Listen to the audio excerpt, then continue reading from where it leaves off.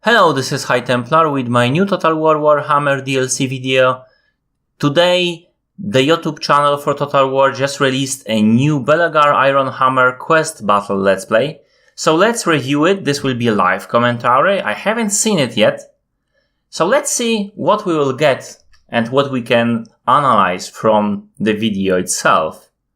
I'm so excited. Will be mostly dwarves, but maybe they will be fighting some squeaks.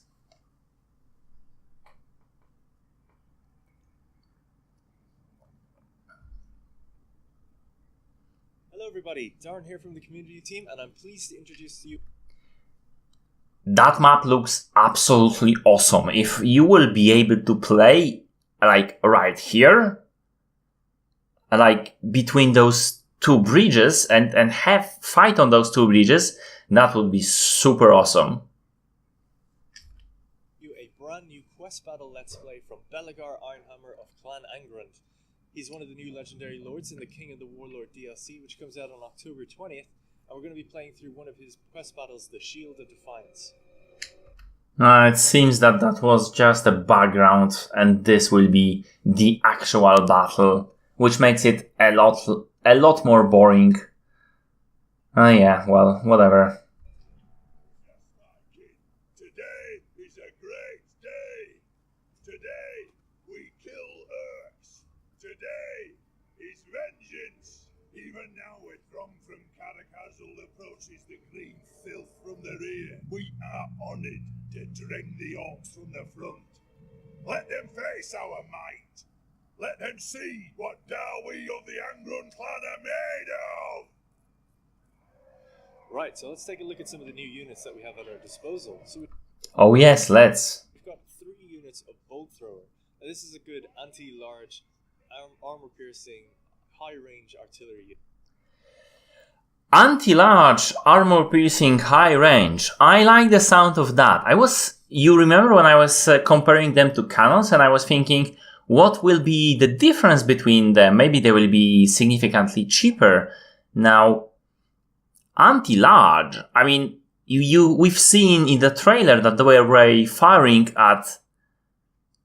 were firing at giants, but you would always fire at giants. Giants are dangerous. You need to take them out as soon as possible.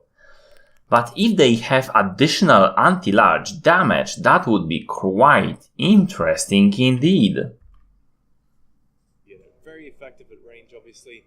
Fires just single bolts. Oh yes. Targets. Does really good damage. Then we've got the Rangers here at the front. And these are kind of low-tier missile infantry.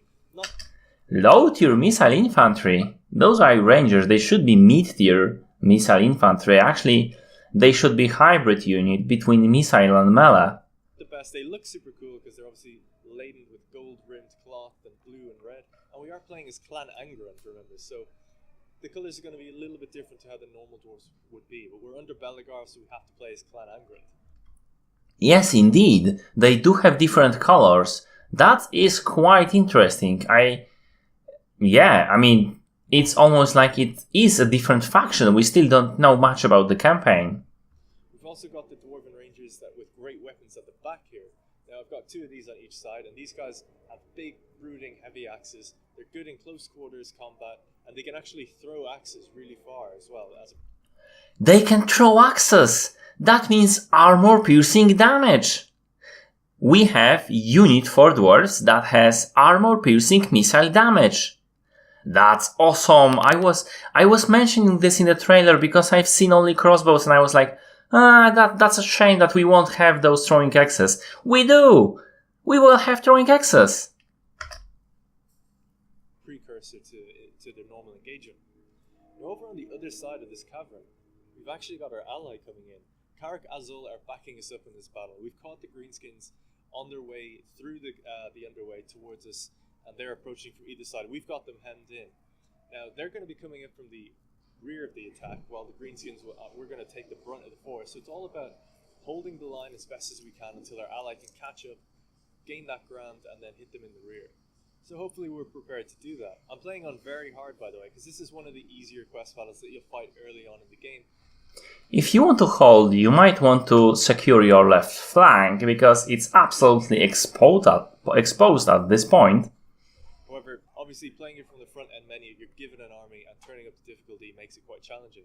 So looking at Belegar Ironhammer here, he has Revenge. Wait. What? Plus 58 melee attack and plus 36 armor piercing damage for 43 seconds. That is quite devastating. He can only throw it at himself, but he has a weapon strength. He's not armor piercing, he has a weapon strength of 450. I would assume about 220 is armor piercing out of it, so it's not that big of a deal. But plus 58, he already have 60, yeah?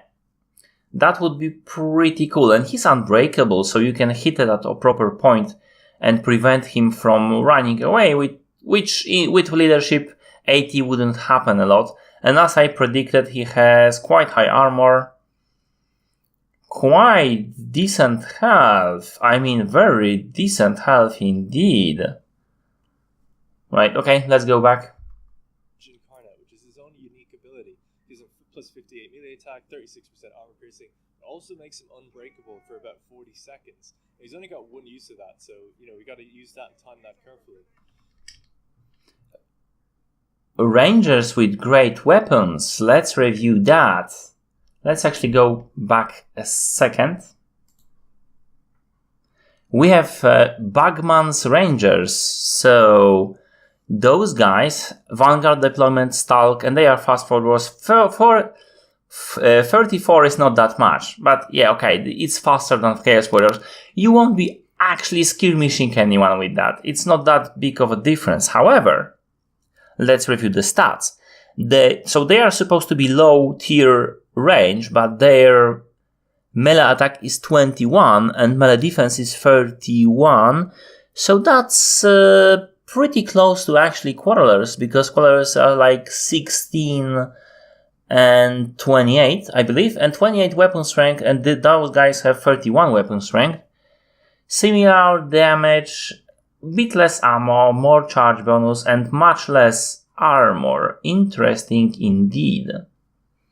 So this will be... They are slightly better than Quarrelers, but I don't see their worth really right at this moment, because they are like tiny bit better, but they have less ammo, and they have much less armor. Okay. And then we have those rangers with great weapons who have also 40 armor only. Leadership, yes, it's decent. Also pretty fast. Now melee attack and defense is 20 and 22 compared to Quarrelers with great weapons, I believe 18 each. So it's decent. Weapon strength of 28, so this is exactly the same as Quarrelers with great weapons. But they have range 75 and missile damage of 45 armor piercing. I mean 45. Crazy, absolutely crazy. I love those guys already, really. And they have actually pretty decent charge bonus for a dwarf unit. Only 8 ammo though, but with that much damage armor piercing, they actually would do very well indeed. Here's some of the stats of the other units, just thought people might like to... Bolt Thrower.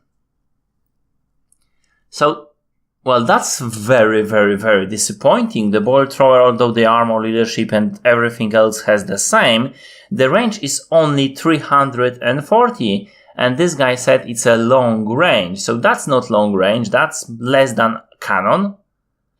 Same ammo as everything else. And missile damage of 136, which is less than the Grudge Thrower and certainly much less than the cannon, which has now 196, I believe, 90 something. So that's much, much worse. And there is no bonus for large units. And that's, I don't like it. I mean, I changed my mind, and it seems that their range is pretty bad. I don't understand really the purpose of this unit unless it's very, very cheap. It looks very cool, grant you that, but apart from that, Not really, no. Check them out before they're released, and then we've got the bolt throwers, rangers with great weapons, the regular rangers, and I'm sure we'll see a few other surprises throughout the battle. So I'm just going to stick my boys on guard mode. Don't want my artillery running off without me. The same goes for my missile infantry. I'm going to leave the close quarters rangers on guard mode because they're actually obviously good at fighting, even though they have a ranged weapon. There's Belegar there, getting ready for battle. Now the battle has started. I'm running between cinematic footage and let's play footage of the same battle. So it's all the same battle in the same time frame. It's just to give you a better close-up of some of the units in action and also show you some of the gameplay at that time. So I'm getting my new bolt throwers all to focus on a Wyvern, an Iron Jaw Face Smasher is on. We want to be able to take him out with our anti-large units, so that's what we're using. And my allies firing their artillery on from behind as they push up, so they're going to actually be chasing the Greenskins up to my line for a while. As you can see, some of the bolts launch straight in the Wyvern, and some of them ping off its scaly skin. So there was an initial attack with some kind of light greenskin goblin wolf riders, and we were able to kind of just fend them off really quickly, re-establish our lines, and get ready for the brunt of the main force, which is coming up to us now. So at this point, I'm basically just letting my missiles do the work for me. We've got 2 units of rangers and a quarrelers unit sitting at the back, firing over my men's lines, just keeping the greens. Just on the note, he shouldn't really put those rangers with great weapons against goblins, which has no armor at all. Maybe he should wait for the big guns at least, because the big guns have 50 armor, so that would be pretty punishing. Or for the Lord itself. I mean, if the Lord would attack one of the units, the other unit could throw axes at him. He's pretty big. That should be pretty easy. Skins at bay until the main brunt of the force comes to hit me. And we're reforming the line, sticking on guard mode, making sure we keep a solid line. The Rangers look incredible. They're probably my favourite looking unit, especially for Clan Angrand, because they have that kind of red trim to their cloth that you wouldn't normally get with the regular dwarves. We can see some of the Greenskins going crazy, some of the fanatics flying past me there as they miss. Now, Ironjaw's actually landed, and he's taken a good on half health from all those crossbow bolts that were fired at him. But we do have a unit of Slayers in the back that we'll have to send up as well. And you can see it's absolute chaos as we just hold the line during this battle as we wait for our ally to catch up. You can check the radar in the top right to see how far off they are. So even though the balance of power is quite in my favour, the enemy are of course going to have more reinforcements coming into this battle, and it means nothing if they can just defeat us one by one. There's a huge bundle of troops on my right side that I'm just sending reinforcements to get to, and I'm also trying to take out Ironjaw as well as much as I can. And it looks like Ironjaw's just gone straight for Belegar, just absolute one-shot him out of it into the back. But we're activating Revenge Incarnate. I thought it would be a good chance. We just want to kill the enemy, even though it's not really used as a last stand here. I know he's not going to. For the note, Belegar Iron Hammer model looks pretty good indeed. But he should take care of that. He lost some crews on those organ guns and grudge throwers. He should really get them back in there, because they will do, in this situation, grudge thrower will do absolute carnage, and organ gun, if you put it on this hill, would destroy those troops in seconds. I mean, that I would put both of them on this hill and try to destroy, the rangers with great weapons and the cannon, but that's just me. Let's see how this will work out. Break, but I thought it would be good to get that extra melee attack while we're fighting him. I'm going to maneuver my rangers around the sides as well, to hopefully kind of get in around the back of the enemy, throw those axes in. Just as my Slayers are coming up to take Ironjaw out, he's after taking flight and circling around. Check them up. He's coming back in for another strike on Belegar. There it is again. He just came into it again. But yeah, we've got our Slayers on him. He's taken my artillery offline for a short amount of time, which isn't going to be too bad. We should have the means to deal with him. So we've got our Rangers with great weapons. Look at that, the spinning axes that they throw. They can throw quite a good distance. If we check it, you can see that it is actually right within the limit of where I was able to throw it. So we're going to send them around the back, hopefully throw some axes into that massive bull. Okay, from the look of it, they do have pretty decent range. This 75 is not so bad. And interestingly, they have very high arch of fire. And that is something we haven't really seen before. I mean, not with the Marauders. That is something we can use a lot with the dwarves. To have a lobbing weapon like that with lots of armor piercing, only 8 ammo, but you can spend this ammo quite fast and then go into melee. This is pretty much Agrarian Axeman, but dwarf version. If you played ROM 2, I loved it. I love this unit. Absolutely love it. But that's not the point. Let's go back into the battle. Bulge of troops. That's built on the right side. Meanwhile, my ally is only just now kind of reaching the back of the force. They're shooting their handgunners into the different areas, or the thunderers, I should say. We're going to get back on our artillery. It's always good, you know, after you get engaged, make sure you double-click your artillery. It'll be highlighted. You can just reform on it.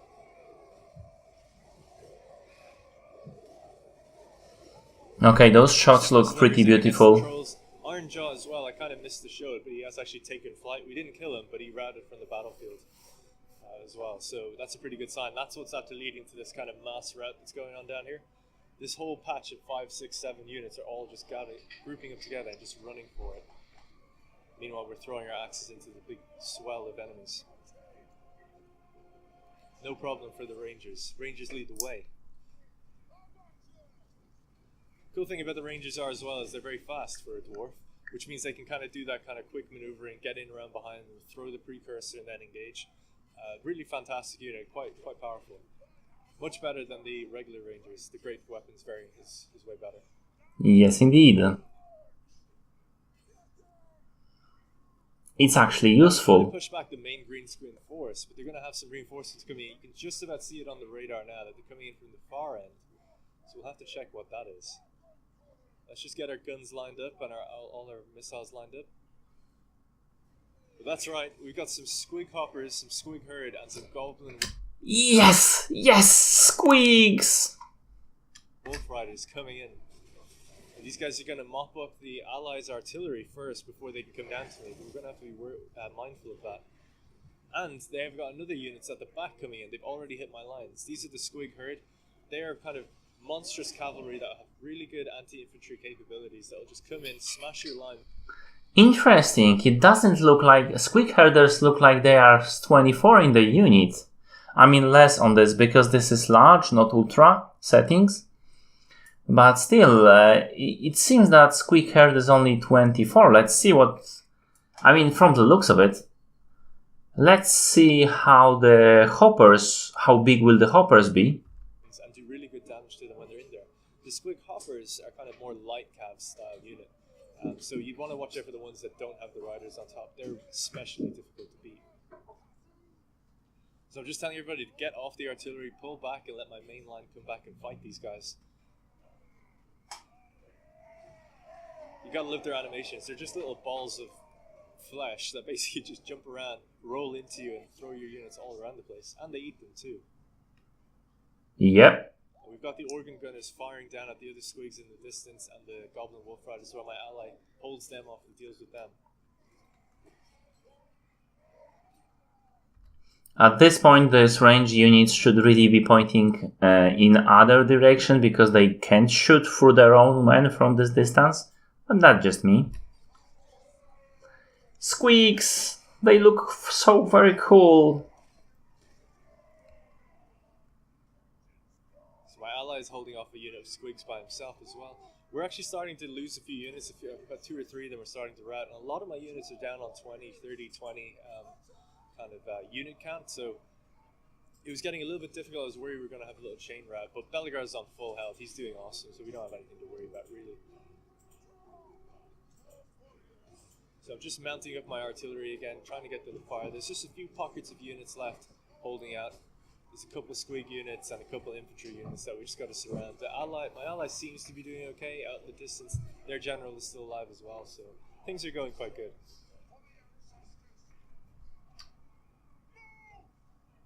Just we need to catch this squeak. I cannot really pause at the right moment. I will try to do that. Yeah, it looks like he's doing just fine out there. He's And post the numbers in the comments. Our artillery firing down on them, so it should be no problem at all. We've got everybody else grouping up on these last few remaining units.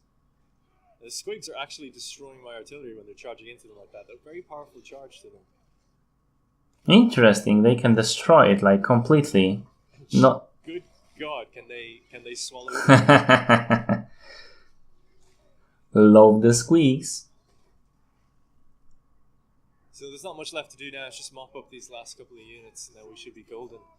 It did take me a while just to kind of surround them. I thought they'd break a lot quicker than I thought, so we're just finishing them off.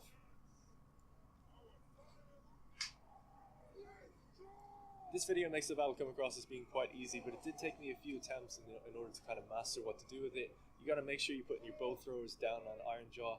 You need to know when to bring the rangers in around the back. You need to have your kind of dwarf warriors leading the front and holding their line. All right, I'm impressed. Okay, almost caught it.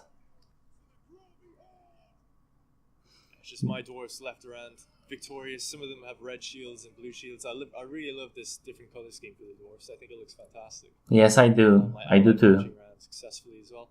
Belegar took like absolutely no damage. I don't really think I put him in the fight too much, but my God, yeah, he barely took any damage at all. He's done really well for himself. He's just sitting on top of a pile of bodies as well, proudly banging his shield. Alright, so yeah, that's going to be it for the battle. It was still a Pyrrhic victory. If you look at the stats, we can see that I lost just about like half my force, and my ally lost over half of their force as well. And Show squeaks. Iron Jaw early on, and you can see just the sheer amount of enemies that come at you in this battle. So we've got a total of about 2,100, and they've got about 3,000. But yeah, I think it's quite an enjoyable battle. Let us know what you think in the comments below. And be sure to subscribe for more gameplay coming soon from the King and the Warlord DLC for Total War Warhammer. As well as that, follow us on twitch.tv/TotalWarOfficial for exclusive... Yeah. Okay, so I'm excited, and we already know what those units do. I am hoping they will change it, because, for example, when they presented the Grim and the Grave, the stats were different. I mean, the stats for the Tattered Soul Flagellants were absolutely insane. They had like 50 attack, and there was like 180 men inside that unit. So imagine, that was devastating, absolutely devastating.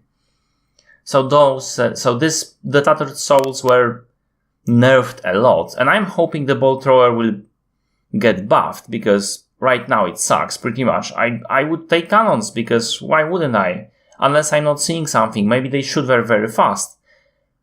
We need to be testing that, basically. They need to be testing that. So far I'm not impressed with the bow thrower. So much impressed with Rangers with great weapons, and obviously squeak animations rocks.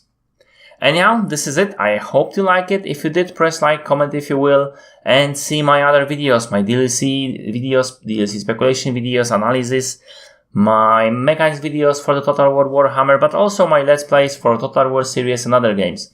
Thank you for watching, and see you later.